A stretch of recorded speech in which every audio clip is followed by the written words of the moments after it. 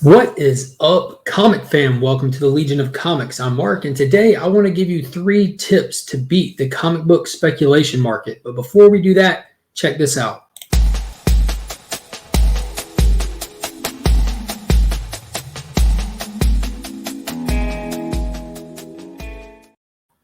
So, quick announcement. The channel just passed the 1,000 subscriber milestone this past Friday. So if you haven't already, please consider subscribing to the channel. I'm putting together an epic celebration as my way of saying thank you to all of the supporters and giving back to the community. It's going to be huge. It's going to be a blast. Tons of prizes, tons of chances to win, as well as I'm sure what's going to be an amazing hangout celebration that I hope everyone can be a part of. So be sure to hit that notification bell and keep track of the content coming out, because as soon as I have everything in hand and in order and organized, I will be announcing that and looking forward to celebrating. So I have an unboxing video that I wanted to do today, but instead of just opening comics and showing them off, I kind of noticed I have a lot of stuff always sitting around that came in the mail. So I figured like these books over here kind of go with a topic. You can kind of put them together. So I wanted to kind of, instead of just ramble as I open stuff, kind of talk about something. So I decided to look at these and thought, dude, those are the ones that I kind of raced to beat the speculation on, because there are books that I was interested in or I picked up because I wanted to have them in hand to use later before they got more expensive. So that's what I wanted to talk about today. As everybody in this community knows, that the prices of books are driven specifically by the speculation market, which is perfectly fine. There's different things that go into the speculation market, whether it be you just think it's going to be an amazing story that's a low print run that as people find out about it, they're going to want to have one in hand. And a good example of that is We Live. That came out. It wasn't a huge print run. It was a 5-issue series. But because the story was so good and got talked about so much, people have started wanting it more and more. And on sheer story content alone, it drove the demand and the price of that book up. There's also other reasons, like with Marvel being a great example, with the cinematic universe kind of driving so many key comics, which is awesome. There's a huge hype and a huge introduction to new fans out there with all these characters they're introducing that then want to go seek out those first appearances or those key issues tied to that character, which is also great. So how can you kind of beat it to the punch? How can you get a hold of some of those books without paying too much money for them? Well, there's no clear-cut answer. There's no like magic secret, but there are some tips that you can kind of put into practice to kind of get ahead of the curve, or pay less than what you'd expect you would pay, or sneak in at the last moment and get it for its current FMV or fair market value before it starts spiking out of nowhere. So I want to talk about some of those tips and methods that I use personally to do just that.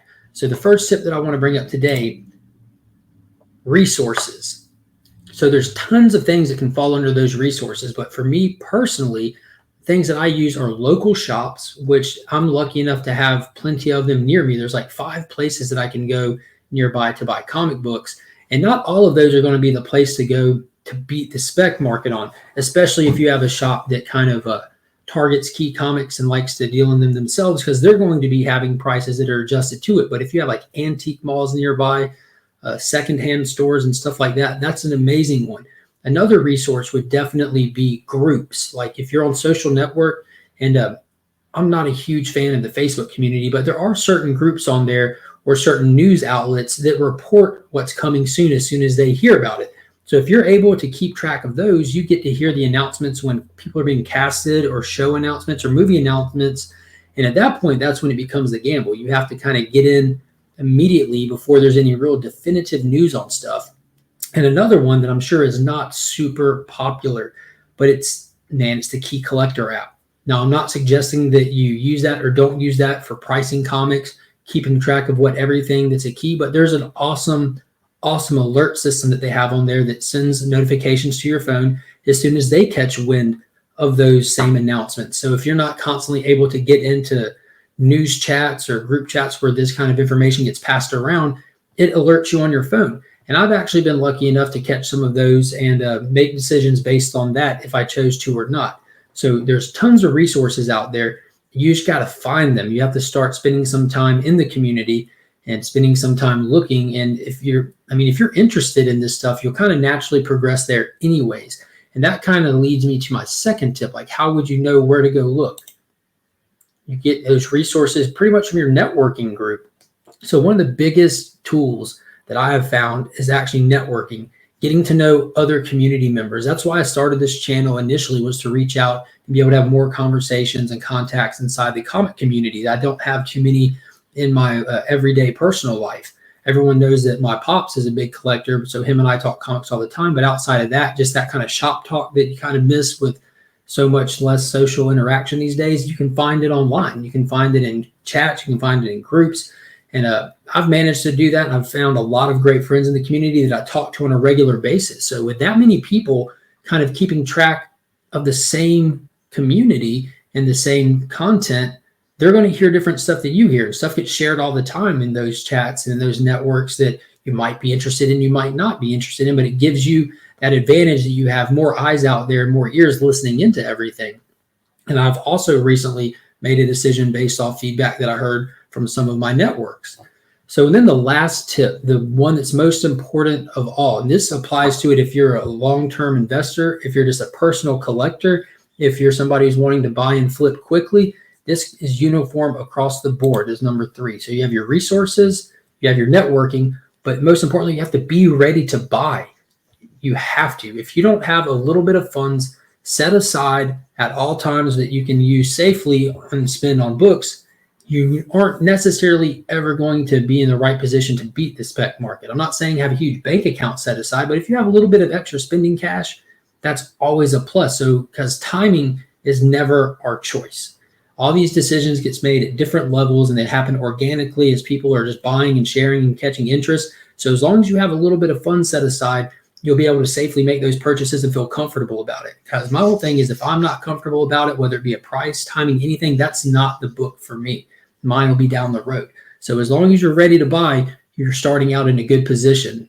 So taking all that into account, let's take a look at these packages that just came in, show off some cool books, and talk about real quickly where I got them, how I benefited from those tips, and what I plan to do with some of these. So as a good example of kind of keeping track of what's around you in your area is I spotlighted them last week on the channel, but Dead Media Collectibles, I managed to find this beautiful copy of Flash 135, which is the first appearance of Wally here in his yellow costume. And I got this for only $10. And then y'all saw where I caught that Brave and the Bold first appearance of the Teen Titans, and I caught that for a super low price as well. So kind of knowing your shops and checking in on them and seeing what comes and goes, you're going to catch stuff here and there. It's not guaranteed you're going to walk in every time and find a gravy train, but you are going to find something. There's no way you strike out all the time. And one more recently, I thought I got to take off this. One more recently, and this was an eBay purchase, and I made this decision based off the networking that was shared in a chat group where someone pointed out that an official announcement came out, and it wasn't brand new announcements, and these are older purchases that I just haven't had time to get to. But at the end of Falcon and Winter Soldier, anyone who kept up with that series knew that Sam Wilson was going to be returning in a Captain America movie. But for some reason, they waited like 2 months to make a secondary announcement. And when they did, it kind of kicked the price up and drew attention to a couple of more Captain America keys that were already kind of being targeted. So I decided to pull the trigger and grab a copy of Captain America issue number 25, which is like the reveal issue of Sam Wilson as Captain America. So I grabbed this one based on the conversations that were happening in my network. So it just seemed like maybe I'll grab that, and I kind of plan on like having it in case it goes up in value. At least I got it for a really good price compared to where it's at now. And I can use it as a good giveaway later or something like that, because this book is in the collection already, but it's great to have stuff that's worth value to give back to the community. And that's one way that I pick up stuff for good prices, is just always keeping my eyes and ears out. So those Flash books were for the PC. This one's definitely going to be going back out to the community. And I'm hoping that it picks up more steam, so it's an even bigger prize to give back. So the next one, this actually I picked up while I was on vacation this past July. So it's been a couple of months. And this one, I think it's 2. Yeah, these 2 do not break down skid. This is well packaged too. This was a purchase off of the Macari app. I know everybody's familiar with eBay, but Macari is like a secondary selling site, just like eBay, kind of just it's a little bit different, but same concept. This is packaged really well. No pull tabs, but big kudos to them for how it's attached to this really, really thick piece of cardboard. So I was on vacation, just kind of hanging out. I didn't have any content that I had to make because I had preloaded a week's worth of videos. And if you haven't checked those videos out, and especially if you're newer to the channel, since I did those, there's a playlist on the channel called A Week of Comic Keys. And every day I uploaded key comics that I had been picking up and putting to the side for a while in preparation for that. But it was a really, really fun video series to make.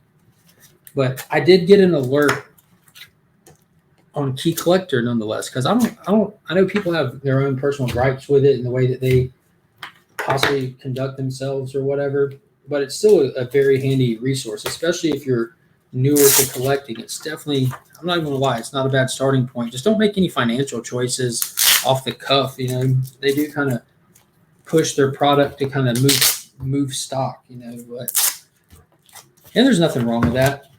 That's their intention, is to sell comics. But I got an alert that there's an official announcement that a certain actor was attached to a certain upcoming property. And this is one of my favorite series I've ever read. I swear by it. I recommend it to people very often. The writer for this series is definitely a go-to writer of mine. I pretty much I think I do read all the titles that he does right now. And he does a good bit. Golly, this is why pull tabs are important, guys. All right, let's see if we can get this off of here.